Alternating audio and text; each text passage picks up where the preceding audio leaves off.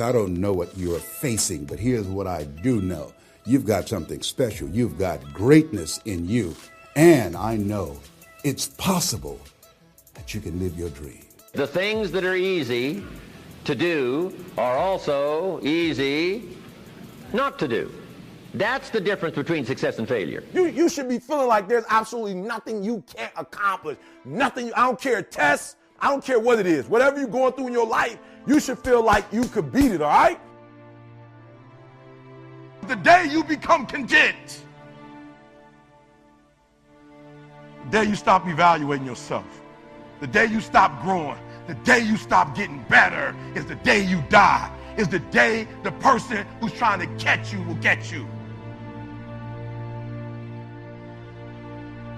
If you're not where you want to be, it's because you're not who you need to be right now. And dreaming and hoping is not going to change your situation. I'm not saying there's anything wrong with dreaming. We'll talk about that. I'm not talking about, not having a vision. You need to have a vision. But listen to me. You are where you are because of who you are. And if you're going to get somewhere else, you're going to have to change. You can be, you can have, you can do whatever you want, but you're going to have to free yourself and stop being a victim and waiting for somebody else to open up an opportunity for you, to open up that door for you, to do for you. If you don't do for yourself, I apologize. I apologize. I wish they would man up and tell you what they need to tell you. Your boss would say they're sorry. Whoever owes you an apology, but trust me, you might die and never get one. And if you're waiting on that, you might be in a hostage situation for the rest of your life. Your dream will not become a reality until you shift from not important to somewhat important to very important to an emergency. You hear me? Some of you have been knocked out by life and you got up and saw the blood and he hit me. Sometimes in life you have to hit back. It's not always going to be easy. They're not going to give it to you. They're not going to give you success. They're not going to put it on a platter. But if you're willing to work for it, if you're willing to put the sweat, the blood, the tears, if you're willing to earn it, they don't give away Bentleys. They're never on sale. If you want one, you can buy it if you're willing to pay for it.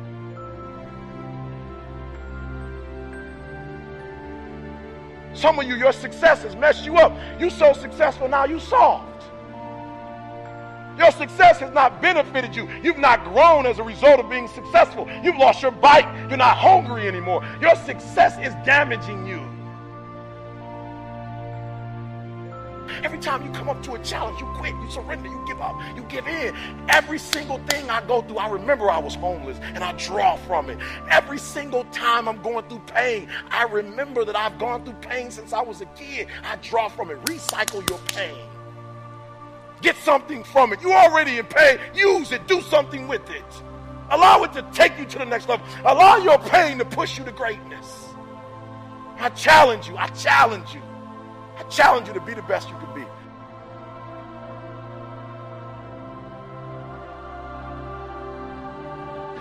Now, Mr. Schoaf, my teacher gave me a promise, and I want to give you that promise now. Here was the promise I got, and I bring it to you. Here's what my teacher said. If you will change, Mr. Rohn, he said, if you will change, everything will change for you. You don't have to change the government. You don't have to change prices. You don't have to change taxes. Forget all that. He said, if you will change, everything will change for you. And the first thing you start changing is what? Your philosophy. You start changing your mind. You start changing how you think. You start picking up new ideas and information. Gather new knowledge. Make better decisions about what's valuable. And I'm telling you, if you'll do that, your whole life will change. Your health will change. Your relationship with your family will change. Your ability to cope with challenges and problems will change. I'm telling you, income, promotions, all of it will change. If you will change, it'll all change. If you won't change, it isn't going to change. You can keep your fingers crossed if you want to and hope they'll straighten it out. You can wish for the wind not to blow quite as severe, but I'm telling you, wishing for the wind to change in your favor, we call naive at best. Don't do this any longer. Wish for a better wind. The key is to wish for the wisdom to set a better sail. Utilize whatever wind that blows to take you wherever you want to go. That is the philosophy I picked up at age 25, and it revolutionized my whole life. And here's what I found. I found it was easy.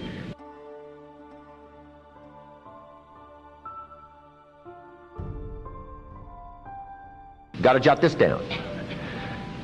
My definition of easy, meaning something I could do. I figure if it's something you can do, it's easy. Now here's a parenthesis.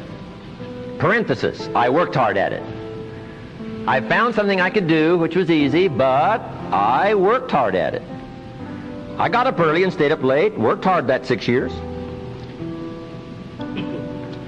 But what I did was easy, meaning it was something I could do.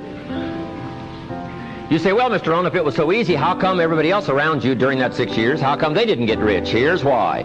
It's easy not to. How else would you describe it? That's it. You say, no. For all of the rest of them, it was hard for them and it was easy for you. That's not true. You couldn't debate me on that in front of this intelligent audience. So you've got the choice here today of one of two easies. Easy to or what? Easy not to. I can give you in one sentence how I got rich by the time I was 31. Here it is in one sentence. I did not neglect to do the easy things I could do every day for 6 years. Underline. I did not neglect. That's the key. I found something easy I could do that led to fortune, and I did not neglect to do it. Major reason for not having everything you want in America. Major reason for not having more of what you want in America. More health, more money, more power, more influence, more everything. Major reason why you don't get it. Simple answer. Neglect. Neglect. And here's the problem with neglect. It starts as an infection. And if you don't take care of it, it becomes a disease. And here's what else is the problem. One neglect leads to another. Neglect to do wise things with your money, you'll probably neglect to do wise things with your time. Neglect to do wise things with your time, you'll probably neglect to do wise things with your business. One leads to another, leads to another. Pretty soon, neglect has you by the throat, emptying your purse, emptying your heart, emptying all of your chances for equities and power and all the good things. Neglect. What if you should be walking around the block every day for your good health and you don't? I'm telling you, you're on the wrong track. You should do it, you could do it, you don't do it. That's called formula for disaster. All you've got to do is let that and a few other things accumulate for 6 years, and now you're driving what you don't want to drive, wearing what you don't want to wear, living where you don't want to live, doing what you don't want to do, maybe having become what you really didn't want to become. I'm telling you, that's it. Just neglect along, drift along, and it's got you by the throat. It'll take all your values, leave you with just a little bit of dust in a summer wind, and it'll soon be gone. I hope I said that well.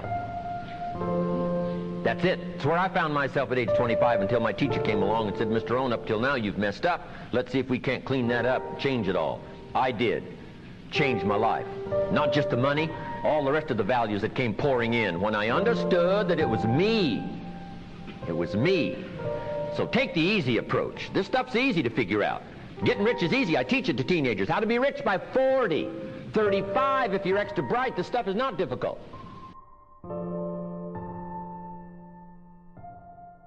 Greatness is about making things better. Greatness is about getting better. You know, when we were kids, Granny used to say, good, better, best. Never let it rest until your good is better and your better is best. You know, so for me, greatness is about nobody knows Eric Thomas. Nobody knows what I'm capable of. But I know what I'm capable of and getting better every single day.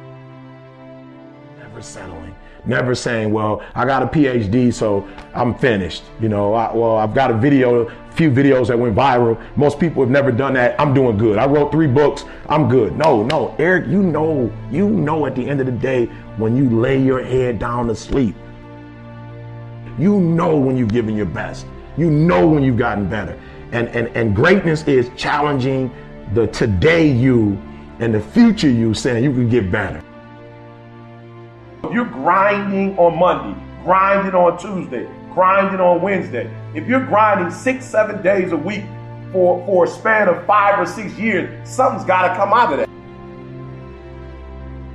And I think if we would spend more time on what's my goal, you know, and meaning what do I need to accomplish in this day to live this lifestyle, and you go after it. And I'm not saying you shouldn't have goals. I just think that goals for people is too high on the priority list. And I think what should be on the priority list is going to bed so you can wake up the next day and you can grind it out. It's possible.